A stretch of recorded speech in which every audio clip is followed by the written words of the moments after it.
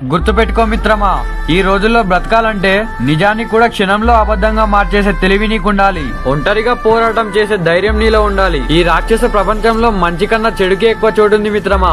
ఎప్పుడైతే ఎదుటి వారి సలహాలు వినకుండా ముందుకెళ్తావో అప్పుడే సక్సెస్ అవుతావు మిత్రమా.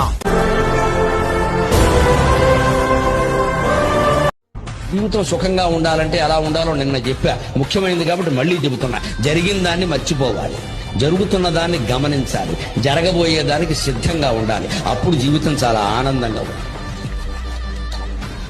జరిగిన దాన్ని ఎప్పటికప్పుడే మర్చిపోవాలి. అది నిన్నటిది ఎప్పటికప్పుడే పరగడుపు అంటారు. మర్చిపోవాలి వెంట దానికి దీన్ని కలపక. జరుగుతున్న దాన్ని గమనించు, సాక్షిపోతాను, అందులో వేలెట్టి కెలక్కు. ప్రతి ఓటమి ఒక విజయానికి మెట్టే. ఖచ్చితంగా ఒక్కసారి ఓడిపోయామంటే మర్నాడు గెలవడానికి సిద్ధంగా ఉన్నామన్నమాట. అందుకని ఓటమిని స్వీకరించాలి. ఖచ్చితంగా ఓటమిని దాచిపెట్టుకోవద్దు, చెప్పడానికి మొహమాట పడద్దు, దాన్ని కప్పేయద్దు. ఓటమి ఎదురైంది అంటే గెలుపు రావడానికి సిద్ధంగా ఉందన్నమాట. అప్పుడు ఆ ఓటమిని మనం ఖచ్చితంగా జయించగలం. సొసైటీలో మన ఒపీనియన్ ఎప్పుడూ ఇంతేనా? అందులో మనం ఎంత మంచి చేసినా దీన్నే పట్టుకొని జనాలు చూపిస్తుంటారు. అవును, ఇదే కనపడుతుంటుంది, లాగేస్తారు కిందకి. నేను ఇందాకన్నానే, ఫెయిల్యూర్కి సమాధానం సక్సెసే.